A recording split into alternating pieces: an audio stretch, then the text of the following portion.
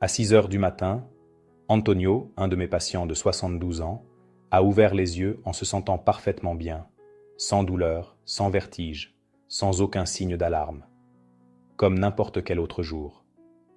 À 9 heures, à peine 3 heures plus tard, sa femme appelait les urgences, désespérée, pendant qu'il gisait sur le sol, incapable de répondre. Quand nous l'avons reçu aux urgences, la scène était malheureusement familière. Famille en panique, questions sans réponse, et ce silence gênant qui s'installe quand personne ne comprend vraiment ce qui s'est passé. Je suis le docteur Javier Herrero, cardiologue. Après plus de 20 ans à voir des cœurs lâchés aux moments les plus inattendus, j'ai appris quelque chose que beaucoup ne veulent pas accepter.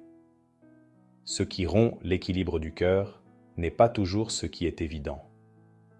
Ce n'est pas toujours l'alimentation, ni le cholestérol, ni même une maladie diagnostiquée. Parfois, c'est quelque chose de si petit, de si quotidien, que ça passe complètement inaperçu. Dans le cas d'Antonio, après avoir écarté les causes classiques, nous avons découvert quelque chose qui m'a laissé sans voix pendant quelques secondes. Le déclencheur n'était ni son alimentation, ni un problème de médicaments, ni une pathologie cachée. C'était une erreur de seulement 30 secondes, un geste automatique, une habitude que des millions de personnes répètent chaque matin sans y penser. Et c'est là que j'ai besoin que tu t'arrêtes vraiment. Pause mentale. Parce que ce que tu es sur le point de comprendre n'est pas une information ordinaire. C'est le genre de connaissance qui sépare un jour normal d'une tragédie inattendue. Il se peut que rien ne te soit encore arrivé, mais cela ne signifie pas que tu es à l'abri. Reste avec moi, car aujourd'hui, je ne vais pas seulement te révéler cette erreur que j'ai vue chez Antonio. Je vais aussi t'expliquer pourquoi elle se produit, ce qui se passe réellement à l'intérieur de ton corps pendant ces premières minutes de la journée, et pourquoi ce moment apparemment inoffensif est en réalité l'un des plus dangereux pour ton cœur. Des millions de personnes de plus de 60 ans, et peut-être toi aussi, entrent chaque matin dans ce que nous, cardiologues, appelons la zone de danger matinale.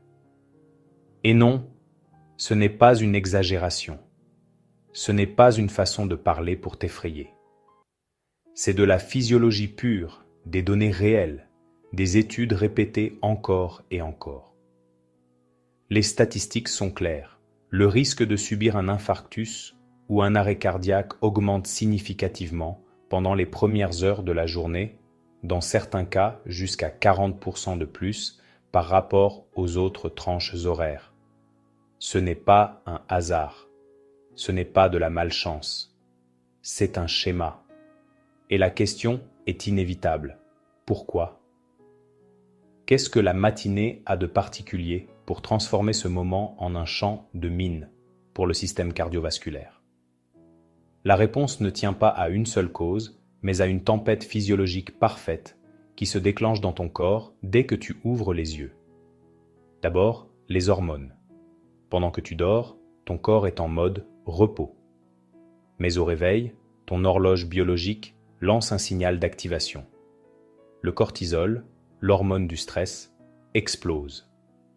Il n'est pas mauvais en soi. Tu en as besoin pour démarrer la journée. Mais il ordonne aussi à ton cœur d'accélérer et à tes vaisseaux sanguins de se contracter.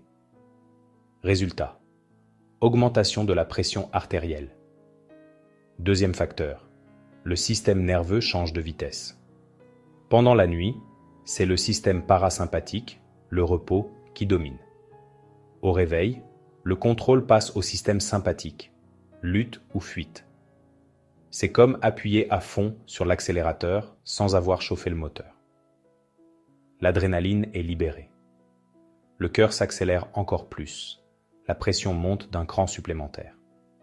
Et troisième facteur, que presque personne ne prend en compte, la déshydratation. Tu as passé 7 à 8 heures sans boire. Ton sang devient plus épais, plus visqueux, comme si tu essayais de pomper du miel au lieu d'eau. le cœur doit faire plus d'efforts pour maintenir la circulation. Et ce sang plus dense a une plus grande tendance à former des caillots. Maintenant, arrête-toi un instant et visualise cela avec moi. Ton cœur vient de se réveiller. Il reçoit des ordres hormonaux pour accélérer. Il travaille contre des vaisseaux plus contractés. Et en plus, il doit pousser un sang plus épais que la normale. 3 facteurs. En même temps. Dans un corps jeune, flexible et adaptable, cela se compense sans problème. Mais dans un organisme qui a déjà 60, 70 ou 80 ans de service, avec des artères qui ont perdu leur élasticité, l'histoire change complètement. Et c'est précisément à ce moment de vulnérabilité maximale que de nombreuses personnes commettent, sans le savoir, une erreur qui pousse leur système cardiovasculaire un pas de trop. Un geste qui dure quelques secondes. Une habitude qui semble même saine. Quelque chose que tu as probablement vu recommandé sur les réseaux sociaux, dans des émissions de bien-être ou dans des conversations quotidiennes. Ce n'est pas le café. Ce n'est pas de sauter le petit déjeuner. C'est quelque chose de bien plus trompeur. Et avant de te le révéler, je veux te poser une question directe. Comment commences-tu tes matinées? Te lèves-tu d'un bond? Prends-tu une douche dès que tu ouvres les yeux? Ignores-tu complètement l'hydratation? Ne réponds pas à voix haute, mais réfléchis-y. Car ce que tu fais pendant ces premières minutes peut aider ton cœur, ou le conduire, peu à peu, vers un seuil dangereux. Dans la partie suivante, je vais te montrer exactement quelle est cette erreur que j'ai vue chez Antonio et pourquoi quelque chose que beaucoup considèrent comme sain peut devenir, en réalité, le déclencheur d'un infarctus. Et quand tu le comprendras, tu ne regarderas plus jamais tes matinées de la même façon. Cette erreur, celle qui a déclenché l'effondrement d'Antonio, n'est ni de boire du café, ni de sauter le petit déjeuner. C'est quelque chose qui aujourd'hui est vendu comme une pratique saine, revitalisante, presque indispensable pour activer le corps. Je parle de la douche d'eau froide dès le réveil. Oui, exactement ce que beaucoup de gourous du bien-être recommandent. Ce jet glacé qui promet énergie, discipline et un esprit plus fort. Et dans certains contextes, chez des personnes jeunes et en bonne santé, cela peut avoir des bénéfices. Mais chez un adulte âgé dont le système cardiovasculaire est moins adaptable, cet acte peut devenir extrêmement dangereux. Laisse-moi t'expliquer pourquoi. Mais avant, je veux que tu connaisses Manuel. Il avait 68 ans. Il marchait tous les jours, ne fumait pas. Ses analyses étaient correctes. Sa tension était contrôlée. Si tu le voyais dans la rue, tu penserais que c'était un exemple de vieillissement réussi. Pourtant, il avait une habitude. Une seule.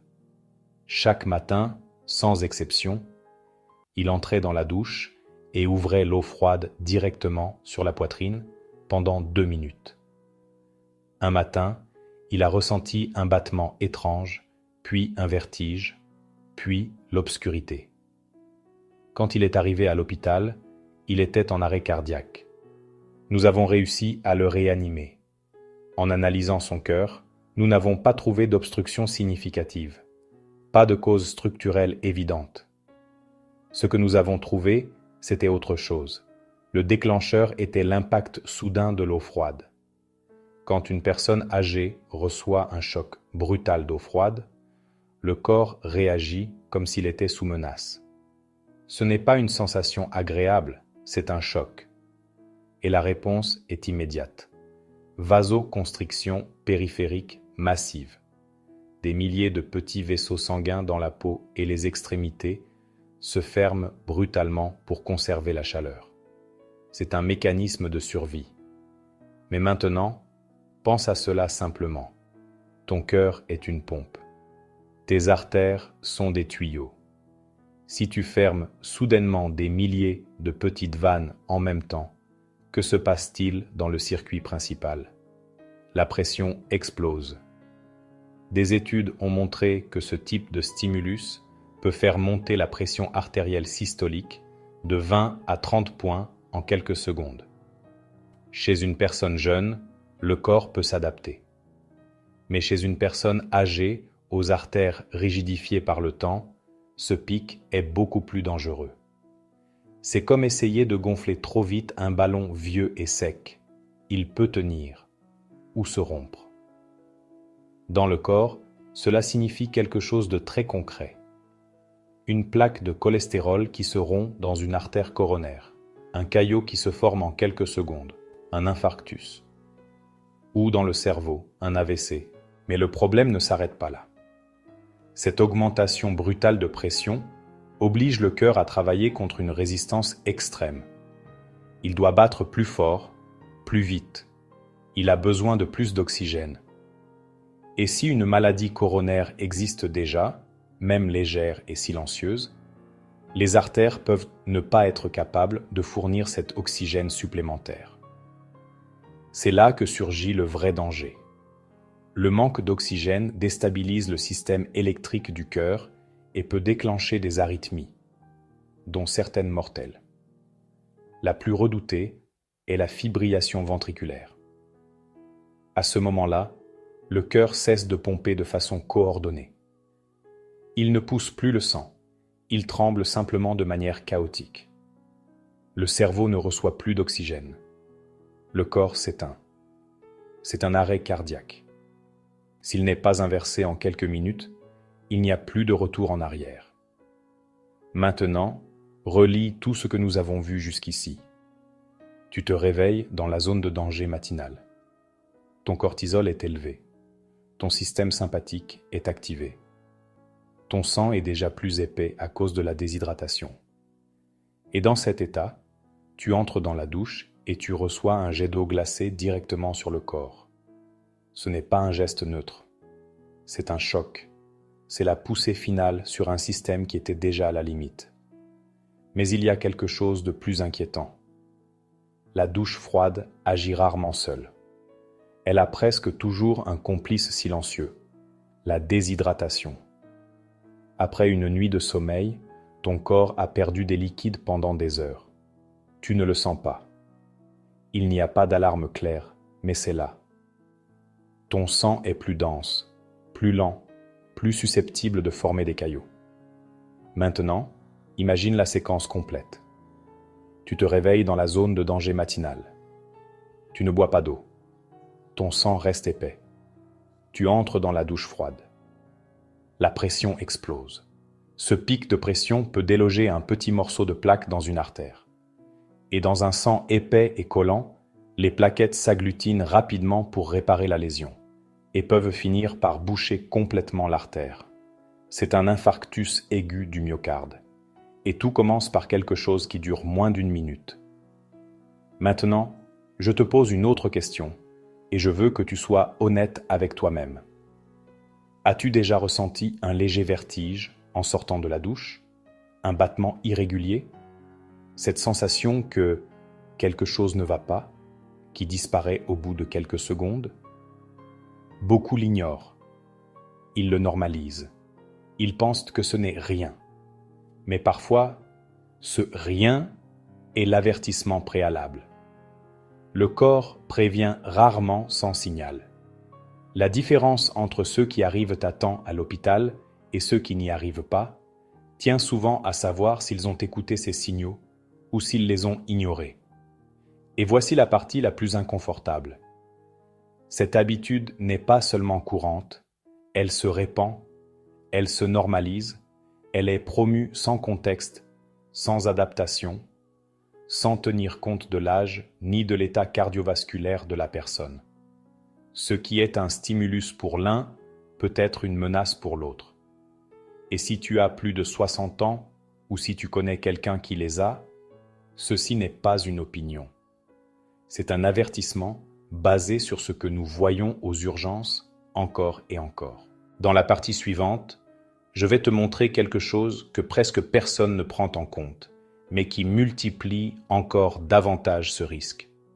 Le moment où tu décides de te lever du lit et comment un simple changement dans cette transition peut faire la différence entre commencer la journée en sécurité ou déclencher une chaîne d'événements dangereuses. Et crois-moi, cette troisième erreur est bien plus courante que tu ne l'imagines.